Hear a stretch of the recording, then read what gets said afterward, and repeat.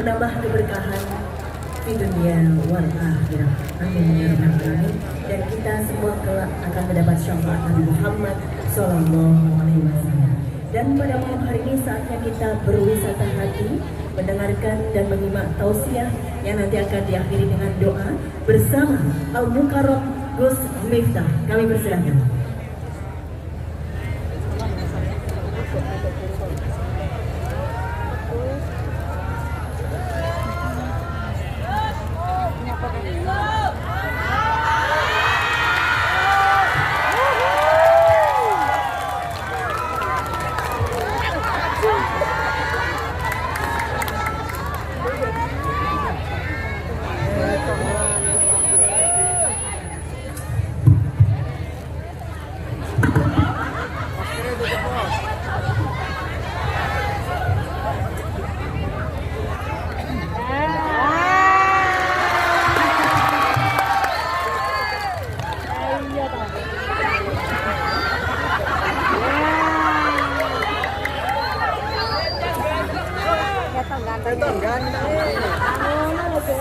Indah di matamu, semek di mataku. Assalamualaikum warahmatullahi wabarakatuh. Waalaikumsalam warahmatullahi wabarakatuh. Alhamdulillahil qail. Bismillahirrahmanirrahim. Qul ya ibadiyalladzina asrafu ala anfusihim la taqnatu mir rahmatillah. Innallaha yaghfiru dzunuba jami'an innahu huwal ghafurur rahim. Allahumma shalli wa sallim wa barik ala sayyidina wa maulana Muhammadin wa ala alihi wa ashabil mujahidin tahirin. Rabbi shrah li sadri wa yassir li amri wahlul 'uqdatam min lisani yafqahu qawli. Amma ba'du. Hadratul muhtaramin, para masyayikh, para kiai, para alim, para habaib, tokoh agama, tokoh masyarakat yang saya muliakan, wabil khusus Gus Hafid dan sahabat-sahabat Subhanul Muslimin. Mudah-mudahan Allah senantiasa jaga dengan keberkahan dan kemanfaatan. Para pejabat yang berkenan hadir, Bapak Bupati, Pak Sugiri, Bupati yang sangat sederhana. Saya agak susah membedakan diksi sederhana dan miskin. Apakah beliau ini pribadi yang sederhana atau miskin? Kayaknya ya BBT, beda-beda tipis. Tentunya beserta istri. Halo Bu. Wajahnya, mohon maaf, hatinya pasti bahagia, bisa dilihat dari bajunya, bunga-bunga. Saya meyakini kesuksesan seorang Sugiri itu tidak lepas dari doa seorang istri. Itu artinya semakin banyak istri, semakin banyak yang mendoa. Tentunya Ibu Wakil Bupati Redi Matang, Ibu Bupati yang saya sulit untuk membedakan antara gemuk dengan gemoy, yang beliau baru merayu saya untuk menjadikan rekom supaya bisa maju lagi. Sorry Ibu Bupati, sebelum sedingin laut lepas, kita sebelumnya pernah sangat salonpas. Serta para pejabat yang berkenan hadir, Pak Danrem, Pak Dandim, Pak Kapolres, dan seluruh jajaran Musbida yang saya banggakan. Bapak Ibu warga masyarakat Ponorogo, rahimakumullah. Alhamdulillah, baru tadi malam saya landing dari London. Saya ada ngaji dengan Muslim London sekaligus nonton final champion antara Dortmund dengan Madrid, dan alhamdulillah Madrid menang dengan 2. Berapa skornya? 0-2. Bukan 2-0, 0-2. Gini rasa guyu-guyu. Ini calonmu beda. Tapi alhamdulillah malam hari ini saya nggak kenal kata jet lag. Kalau dulu orang bepergian apalagi naik pesawat selama 16 jam, Jakarta Dubai 8 jam, Dubai London 8 jam, masih tambah Jakarta Jogja. Walaupun di tempat yang sangat tinggi, alhamdulillah saya tidak kenal dengan jet lag. Saya meyakini diperhatikan tinggi banget. Kirain Monas Jakarta, ternyata tembok antara kita. Maka saya bersyukur malam hari ini, begitu saya melihat poster, judulnya keren, Tobat Geden.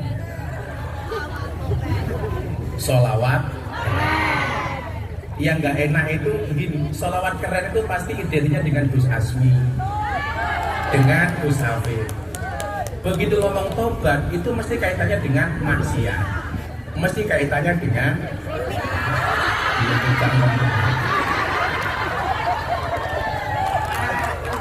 jadi kalau ngomong selawat keren yang diingat-ingat Gus Asmi, begitu tobat geden yang diingat-ingat. Nah, Bapak Ibu dan kawan-kawan sekalian yang berbahagia, ahli syariat itu menemukan Tuhan dengan ilmunya. Semakin dia mengkaji ilmu, maka dia akan meyakini keakbaran Allah. Makanya orang-orang alim itu, mohon maaf, orang-orang alim itu tipikalnya mungkin dia seneng ngaji, tetapi ibadahnya biasanya pas-pasan. Orang yang alim itu biasanya ibadahnya banyak, mohon maaf, ilmunya banyak, tapi ibadahnya kurang khusyuk. Contohnya siapa? Nabi Sulaiman. Nabi Sulaiman itu nabi yang sangat alim, tetapi ibadahnya kalah khusyuk dengan bapaknya Nabi Daud. Contoh begini, masih ingat cerita Kubro dan Sugro, kakak adik. Kubro ini kakaknya, Sugro ini adik. Kubro dan Sugro ini sama-sama matang, hamil. Kalau bahasa Jawanya apa? Ngandut. Bahasa lebih halusnya apa? Anggarep beni. Kalau anggarep seri, anggarep sari itu men, anggarep beni itu matang. Saya itu kalau ngomong halus, Pak Giri kalah sama saya. Cuman kalau saya ngomong halus, orang Ponorogo malah kaget loh. Miftah cangkemnya kesambet boy. Jadi meteng itu bahasa Jawanya ngandut. Yang lebih halus namanya anggarep beni. Kalau menstruasi itu anggar sari. Menstruasi ya, bukan mencret-mencret. Dua-duanya ini hamil. 9 bulan kemudian melahirkan. Oh, ini ada pemirsa BTV. Jadi Pak Giri, alhamdulillah acara malam hari ini disiarkan oleh BTV dengan acara Jalan Dakwah Gus Miftah. Alhamdulillah ini acara Ahlus Sunnah paling favorit di televisi nasional. Jadi lumayan, raine Pak Giri tonton secara nasional. Ada aja. Jadi kalau Pak Giri ngundang saya ngaji itu undang-undangnya ngamplopi tipis ora apa-apa, yang penting iso ngonek-ngoneknya sak mudare.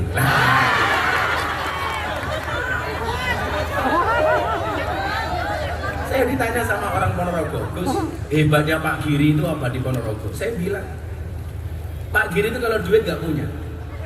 Betul, orang di duit jago. Tapi hebatnya dia sebagai pemimpin Ponorogo apa satu? Modal raih. Pokoknya saben ada acara masyarakat datang, teko, wis ora duwe isin pokoknya. Tapi mohon maaf, rakyat sekarang itu seneng dengan tipikal pemimpin sing ra duwe rai.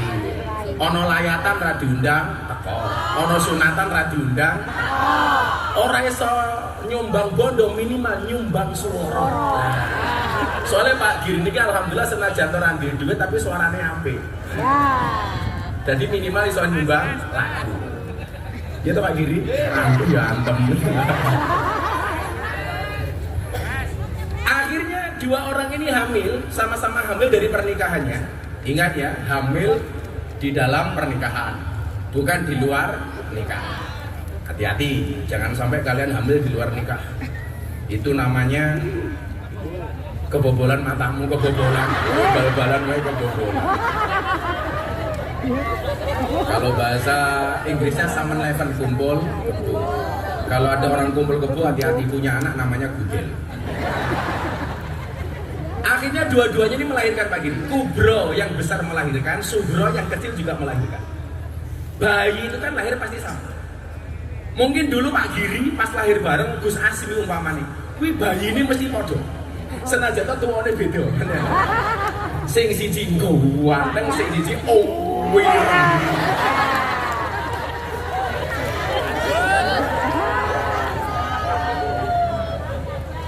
Jadi belajar dari pengalaman Pak Prabowo terpilih jadi presiden itu karena sering didolimi. Nah, makanya kalau Pak Giri pengen jadi bupati lagi maka harus siap-siap didolimi. Kira-kira begitu Pak Giri. Itu kampanye yang paling murah Pak Giri. Just gampang langsung diatur lah.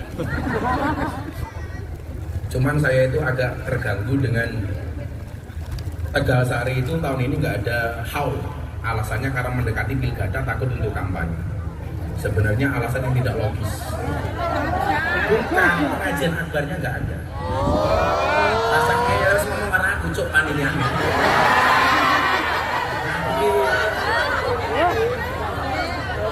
Pengajian tutupannya itu tidak ada. Cuman diganti sholawatan.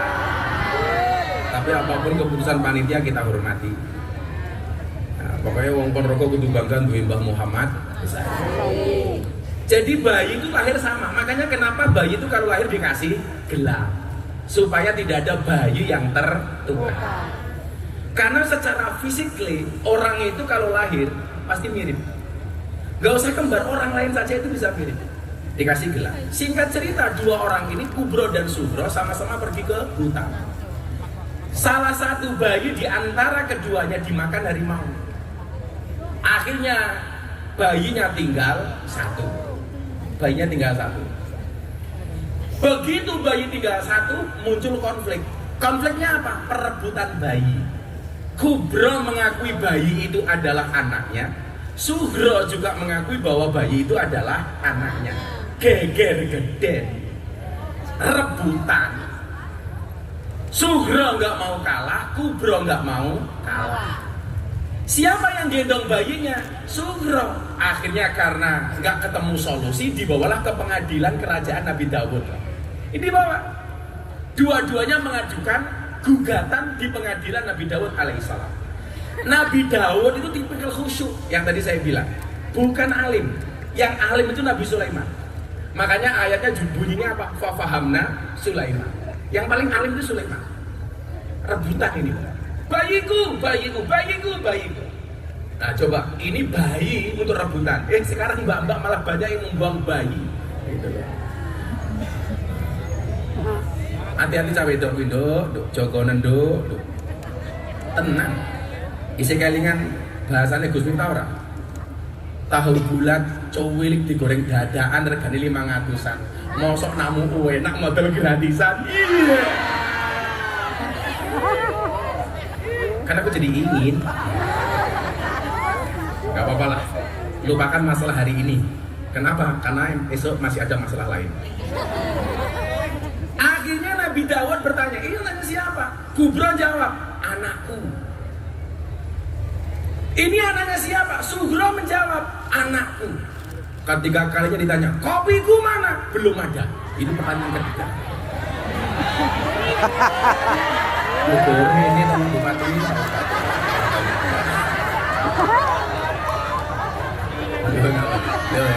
Ini baru bupati pelayan rakyat.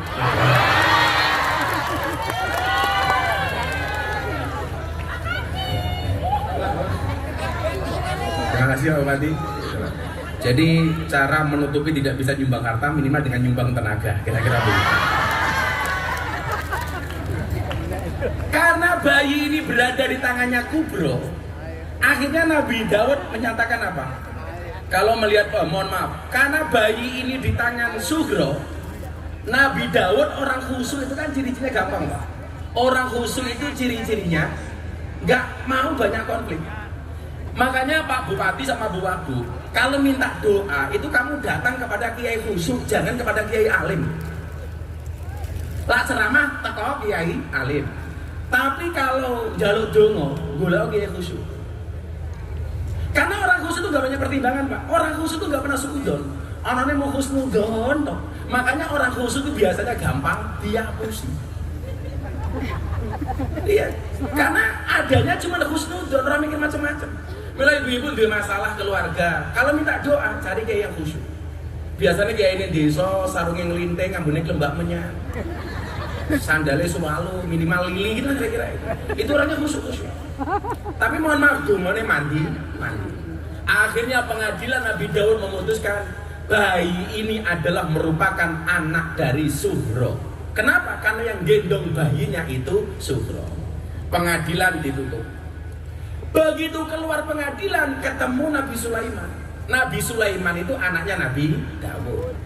Ibu, bapak, sebelum saya lanjutkan, itulah alasan kenapa Nabi Muhammad itu tidak punya anak laki-laki yang hidup. Kenapa? Karena kebiasaannya kalau Nabi itu punya anak laki-laki biasanya menjadi Nabi. Contoh Nabi Ibrahim punya anak Ismail, Ismail menjadi Nabi. Nabi Daud punya anak Sulaiman menjadi Nabi.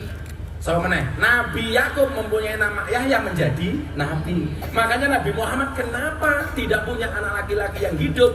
Karena khawatir sepeninggal Nabi nanti anaknya dianggap Nabi. Padahal la nabiya ba'dah. Padahal tidak ada Nabi setelah Nabi Muhammad. Begitu ketemu Sulaiman, ditanya, kalian dari mana? Dari pengadilan. Apa yang kalian sengketakan soal anak? Ini anaknya siapa? Anaknya Sugro. Buktinya apa? Yang bawa Sugro. Nabi Sulaiman langsung mengajukan peninjauan kembali.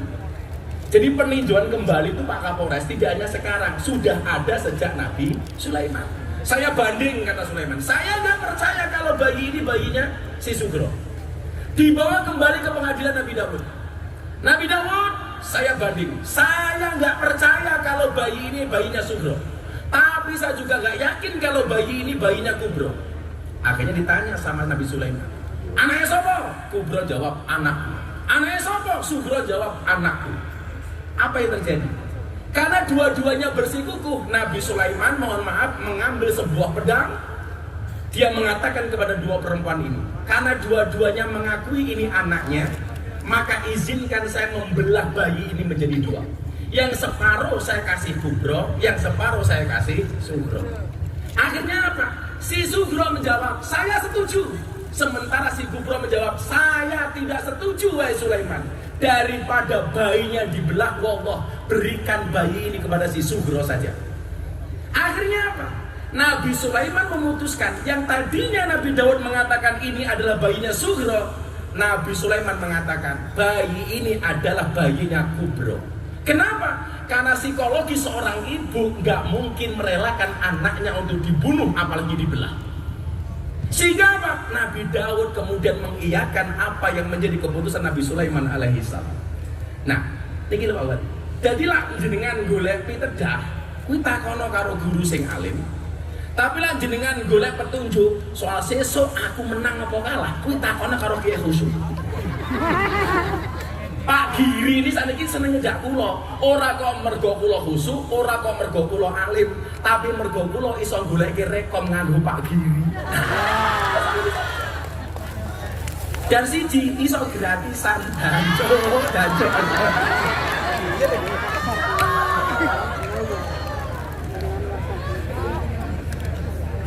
Nah, udah bersawit. Lah sekolah dinyang ora apa-apa lah, sebenarnya suban lunas lah. Nah, suban berhayati umpoke dinyangan mesake. Suban santai wae lho, engko tak tambahi lho. Soge, kan aku AKBP. Aku kiainya Bapak Prabowo.